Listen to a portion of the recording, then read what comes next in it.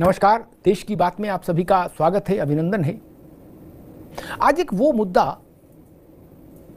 आप सबके साथ रखना चाहता हूं, उस पर चर्चा करना चाहता हूं, जो मुद्दा हमारी धार्मिक स्वतंत्रता को प्रभावित करता है और समानता के सिद्धांत का उल्लंघन करता है।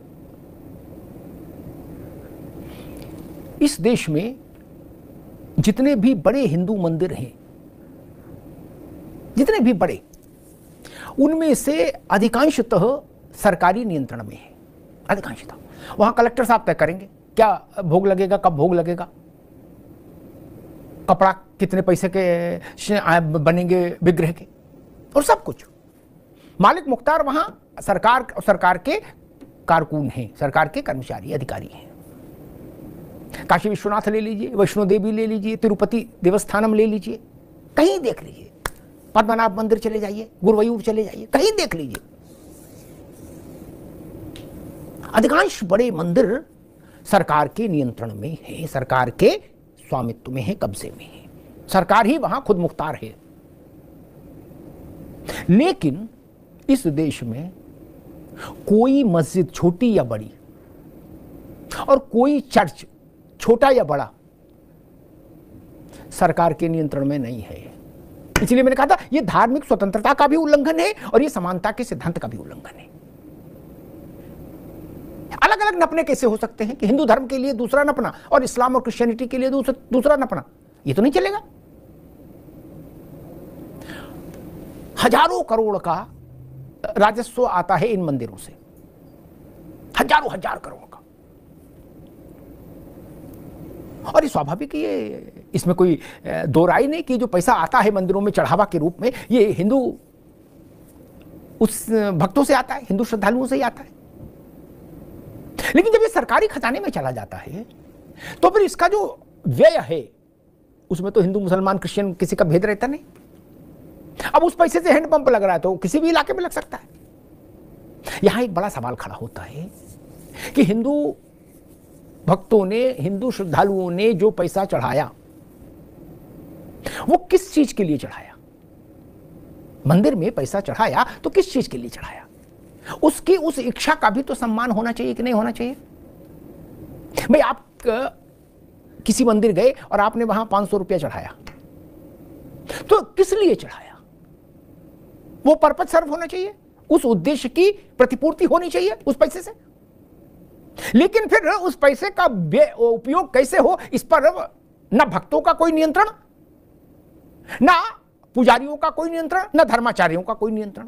फिर वो कलेक्टर साहब का विषय में आ गया, बोले ठीक है अब इधर आ जाओ। ये एक बड़ी विचित्रता है। और ये अगर हम मान लें कि भाई बड़े धार्मिक स्थान है, वहां सरकार को कुछ ना कुछ प्रबंधों में भी लगे रहना पड़ता है, भीड़ का नियंत्रण है, आदि आदि, तो फिर ये भोपाल की मस्जिद से लेकर और जामा मस्जिद तक पर ये कानून लागू क्यों नहीं? उनको भी सरकार नियंत्रण में ले ले, बड़े चर्चेस को ले ले, गिरजाघरों को एक नपना रख दीजिए। मैं संतुष्ट हूं कि भाई इसी से मंदिर नापेंगे, इसी से गुरुद्वारा, इसी से गिरजाघर और इसी से मस्जिद। क्यों? इसमें भेद क्यों?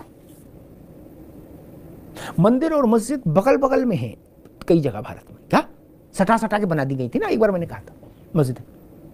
तो मंदिर कलेक्टर साहब के अधीन है और जो बगल में मस्जिद है उसमें कलेक्टर साहब का कोई हक नहीं, सरकार का। ये विसंगति है ना।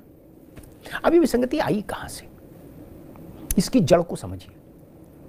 दरअसल अंग्रेजों ने, मुगलों ने तो जैसे लूटा मंदिरों को, आपने पता ही है, ध्वस्त कर दिए मंदिर, भारत की आध्यात्मिक चेतना को भी लहूलुहान किया, और वहां जो हीरे जवाहरात स्वर्ण के भंडार थे वो सब लूट के ले गए जो मुस्लिम आक्रांता आए। लेकिन जब अंग्रेज आए तो अंग्रेजों ने दूसरी परिपाटी शुरू कर दी। उन्होंने हिंदू मंदिरों को सरकार के अधीन कर दिया कानून बनाकर, और फिर हिंदू मंदिरों की जो अक्षय संपत्तियां थी, निधियां थी, वो सब सरकार के फोल्ड में आ गई। आपको पता है हिंदू मंदिरों का पैसा, सोना, हीरा, नगदी, ये अंग्रेजों ने सेकेंड वर्ल्ड वॉर में इस्तेमाल किया। आपको नहीं पता होगा, जानना चाहिए। क्या क्या किसी श्रद्धालु ने सेकेंड वर्ल्ड वॉर के लिए पैसा वहां मंदिर में चढ़ाया था? नहीं ना। लेकिन हम विवश थे, हम विवश थे। हम अंग्रेजों का क्या प्रतिरोध करते? लेकिन जब अंग्रेज चले गए, देश आजाद हो गया, तब भी वो कानून यथावत है। सरकार हिंदू मंदिरों का संचालन कर रही है, बड़े हिंदू मंदिरों का।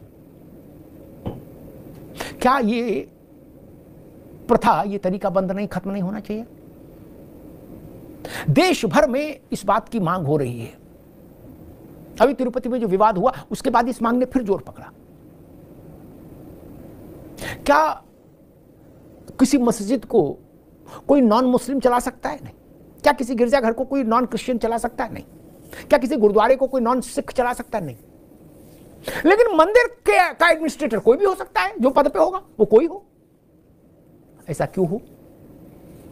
ऐसा क्यों हो?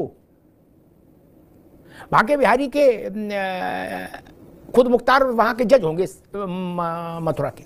अब जज साहब तो कुछ कोई भी हो सकते हैं। ये छूट मस्जिद में नहीं दी आपने, गिरजाघर में नहीं दी, क्यों? और हिंदू मंदिरों का चढ़ावा धर्म के काम में लगे, परमार्थ के काम में लगे, हिंदू जनता के, ये एक बेहतर और संतुलित रास्ता है। गिरजाघर में जो पैसा आता है या मस्जिद में जो दान आता है, उसको तो सरकार छू भी नहीं सकती। और यहां सारी जमा पूंजी सरकार के नियंत्रण में रहती है। इससे देश भर में एक आक्रोश पनप रहा है, फिर से नए सिरे से देश भर में इसके विरुद्ध एक जनमत बन रहा है। केवल धर्माचार्य ही नहीं, देश की नई पीढ़ी, जो नौजवान पीढ़ी है, वो भी इस सवाल को अब उठा रही है। क्या हिंदू धार्मिक स्थल सरकार के नियंत्रण से बाहर नहीं होने चाहिए, जैसे अन्य धर्मों के स्थल बाहर हैं?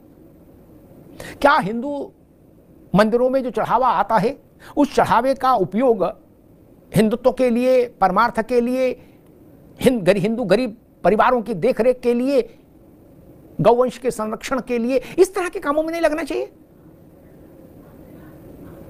लगना चाहिए। चढ़ावा आता ही इसलिए है, चढ़ावा और किसी कारण से नहीं आता। आप सोचिए, आपने किसी भी मंदिर में जाके रेल चलाने के लिए और जहाज चलाने के लिए पैसा दिया कि इस सोच के कि भाई जहाज एक और आ जाए देश में, ऐसी सोच के तो नहीं देते ना। ये देना होगा तो सरकार को दान देंगे, प्रधानमंत्री सहायता कोष में दान देंगे, हम मंदिर में नहीं देंगे। मंदिर में जो हम चढ़ावा चढ़ा रहे हैं वो अपने धर्म के लिए चढ़ा रहे हैं, अन्यथा। और एक तमिलनाडु में बहुत समृद्ध मंदिर है,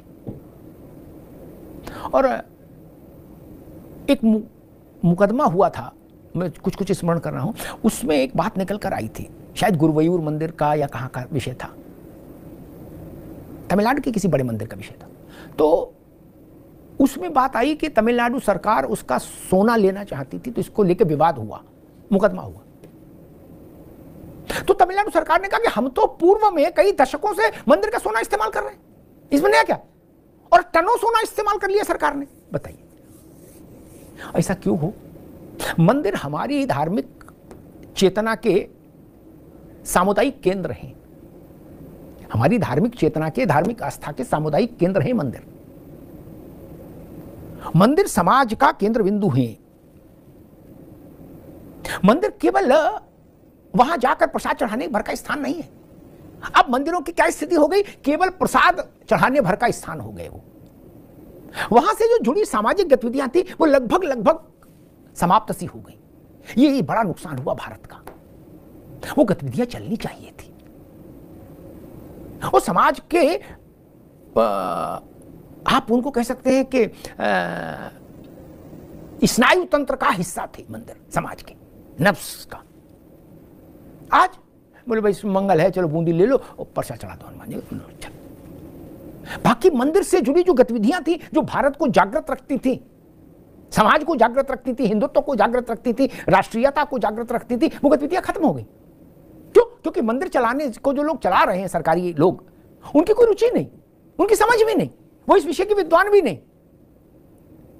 मंदिर को फिर समाज का केंद्र बनाना है अगर, तो मंदिर को सरकारी नियंत्रण से मुक्त होना होगा। बड़ा सवाल ये, क्या नरेंद्र मोदी अपने तीसरे कार्यकाल में देश की इस इच्छा को पूरा करेंगे कि बड़े हिंदू मंदिरों को सरकारी नियंत्रण से मुक्त करके उन्हें हिंदू समाज के नियंत्रण में दिया जाए, हिंदू धर्माचार्यों के नियंत्रण में दिया जाए? उसके लिए कोई पीठ बन सकती है, कोई समूह बन सकता है, उसका एक मैकेनिज्म तय हो सकता है कि कैसे हो। लेकिन हिंदू ये चाहता है कि सरकार के नियंत्रण से मंदिर वैसे ही मुक्त हों जैसे इस देश में मस्जिद और गिरजाघर सरकार के नियंत्रण से दूर हैं, बाहर हैं। धन्यवाद।